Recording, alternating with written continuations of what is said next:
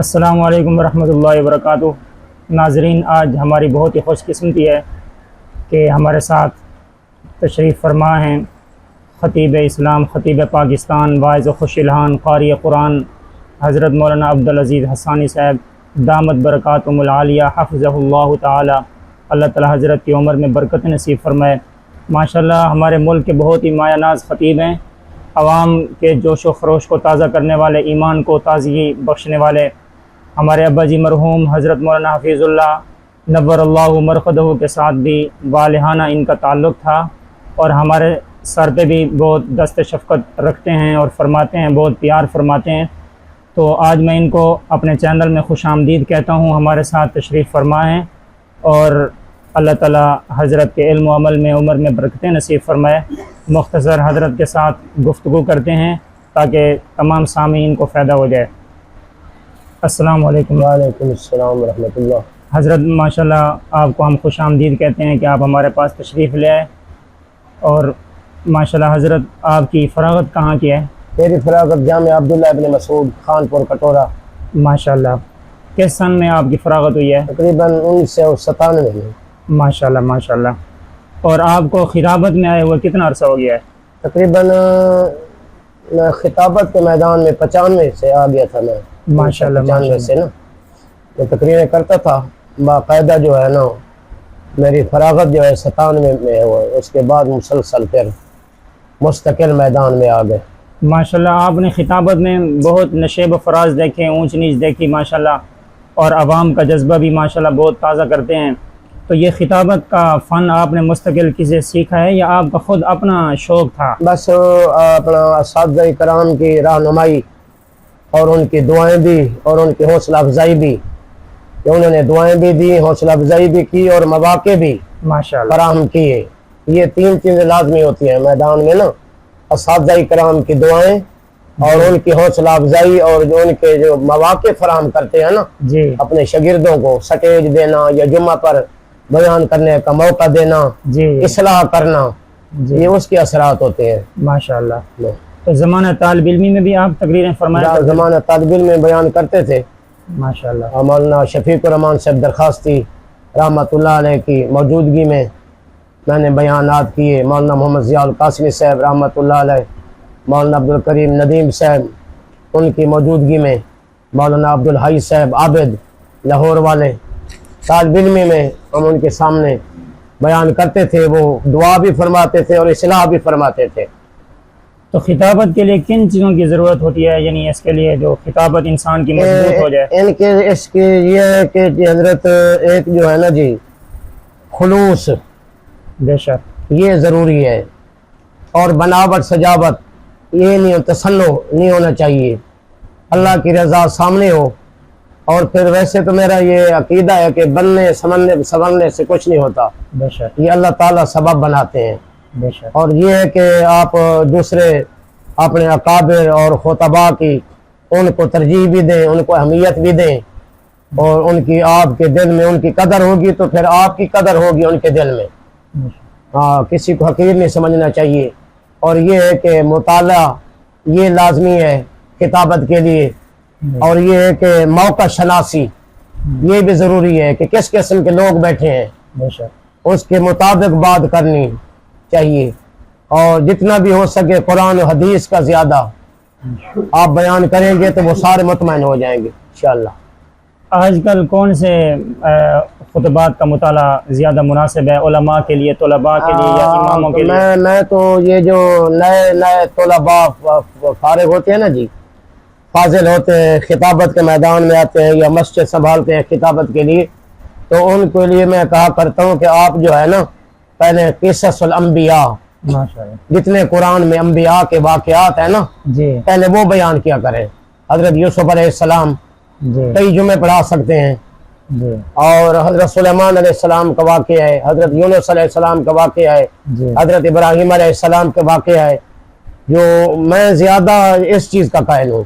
ماشاءاللہ اور خطابت جو ہے نا، یہ خطبات جو ہیں، خصوصاً آج کل کے جو خطبات آ رہے ہیں، اس میں صرف لفاظی ہوتی ہے، لفاظی نہیں ہونی چاہیے، عوام کے سامنے کچھ مواد ہونا چاہیے۔ بے شک تو وہ مواد جو ہے اکابر کے خطبات میں مولانا محمد طیب قاسمی صاحب رحمۃ اللہ علیہ کی کتاب خطبات حکیم الاسلام، ماشاءاللہ، اور مولانا پیر ذوالفقار احمد صاحب نقشبندی ان کی کتاب خطبات فقیر، اور اس کے علاوہ مولانا محمد تقی عثمانی صاحب کی کتاب جو ہے اصلاحی خطبات، بے شک، اس طرح کی کتابیں جو ہے نا جی ان کا سہارا لینا چاہیے۔ ماشاءاللہ۔ تو خطابت میں آپ نے ماشاءاللہ دور دراز کے سفر کیے ہیں، اندرون ملک بھی بیرون ملک بھی، تو بیرون ممالک کے آپ کے کوئی سفر ہوئے ہیں؟ بیرون ممالک میں دبئی میں گیا ہوں، ماشاءاللہ، عمرے پہ جا رہے تھے تو بذریعہ دبئی کچھ گھنٹے ٹھہرنا ہوا، وہاں انٹرنیشنل ایئرپورٹ ہے دبئی میں، جی، تو وہاں پھر ہم مکہ مکرمہ 2 دفعہ میں مکہ مکرمہ مدینہ منورہ گیا ہوں، میرا خیال ہے 2013 میں اور 14 میں، ماشاءاللہ، تو الحمدللہ وہاں کچھ بیانات کرنے کا بھی موقع ملا ہے، اور ایک مرتبہ خود بیت اللہ میں بھی بیٹھ کر ہمارے کیمپور کے ہیں مولانا صاحب اور خیرپور کے ہیں مولانا عبدالرؤف صاحب، تو اس وقت یہ جامعۃ الرشید کے جو ہیں مولانا عبدالرحیم صاحب، جی، یہ بھی موقع پر تھے، یہ ان کے پاس وہ لیپ ٹاپ تھا، ریکارڈنگ بھی کر رہے تھے کچھ، تو اس وقت ہم جب وہ مولانا محمد مکی صاحب جہاں نوافل پڑھتے ہیں نا، جی، جی، تو وہاں بیٹھے تھے، تو وہاں الحمدللہ مجھے کچھ دیر بیان کرنے کا موقع بھی ملا تھا الحمدللہ۔ ماشاءاللہ، بہت بڑی سعادت ہے کہ اللہ نے آپ کو اپنے مقدس گھر میں بھی بولنے کا موقع فراہم کیا ہے، تو یہ آن جناب کی قبولیت ہے کہ اللہ تعالیٰ نے آپ کو قبول فرمایا ہے۔ اچھا، میں یہ آپ سے پوچھنا چاہتا ہوں کہ آپ جیسا مجمع کے سامنے بیان کرتے ہیں، عوام آپ کے سامنے ہوتے ہیں، تو یعنی ہم اپنے لیے پوچھ رہے ہیں کہ ہمیں کیا ذہن میں سوچ کے بیٹھنا چاہیے کہ عوام کے کتنے ذہن ہوتے ہیں یا مختلف قسم کے ذہن کے لوگ بیٹھے ہوتے ہیں، تو ہمیں پھر کیا تصور کرنا چاہیے؟ یہ آپ بزرگوں کے جو بتائے ہوئے وظیفے ہیں نا جی، جی، وہ پڑھیں گے، لقد جاءکم رسول من انفسکم عزیز علیہ ما عنتم حریص علیکم بالمؤمنین رؤوف الرحیم، ایک تو یہ وظیفہ پڑھا کریں، اور دوسرا وظیفہ ہے مولانا خان محمد صاحب رحمۃ اللہ علیہ فرمایا کرتے تھے، اللہم نبر قلبی بعلمک واستعمل بدنی بطاعتک وبارک وسلم علیہ، 29 مرتبہ یہ پڑھ کر بیان کریں، اور نظریہ اور آپ کا مطمع نظر یہ ہو کہ میں جو بات کر رہا ہوں نا،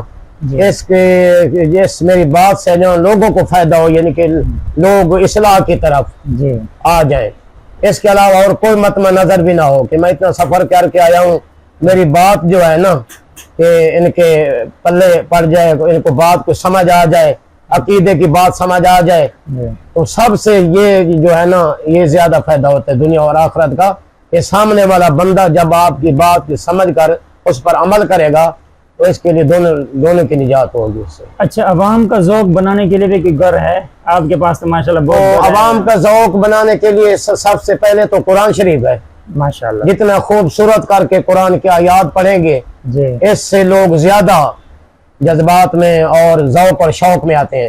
اس کے بعد یہ ہے کہ آج کل جیسا کہ ایک ماحول ہے کہ حضور صلی اللہ علیہ وسلم کی سیرت کے جی، کچھ اشعار آپ کو یاد ہیں، چلتے چلتے وہ پڑھ دو۔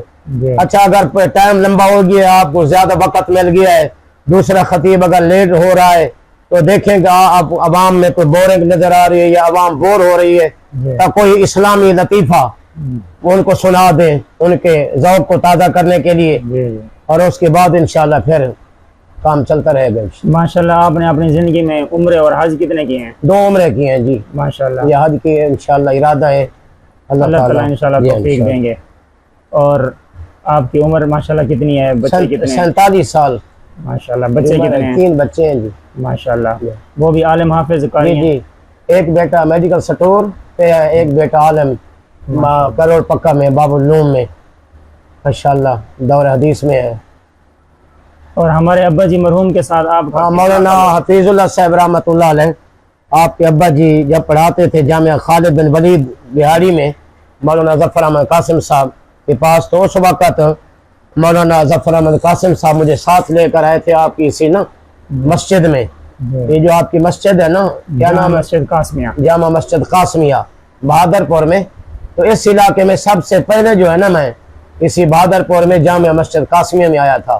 آپ کے والد صاحب بھی تھے اور اپنا مولانا ظفر احمد قاسم صاحب بھی تھے، تو الحمدللہ زور کے بعد ایک نشست ہوئی تھی، میرا خیال ہے کافی عرصہ گزر گیا، 2003 4 5 میں ہم آئے تھے تقریباً۔ ماشاءاللہ آپ کا روحانی تعلق کون سے بزرگ؟ یا میں روحانی تعلق جو ہے نا جی، پہلے میں دست بیعت تھا مولانا پیر عبد الوہاب شاہ صاحب بخاری رحمۃ اللہ علیہ حاصل پور والے، پہلے میں ان کے بیعت ہوا تھا۔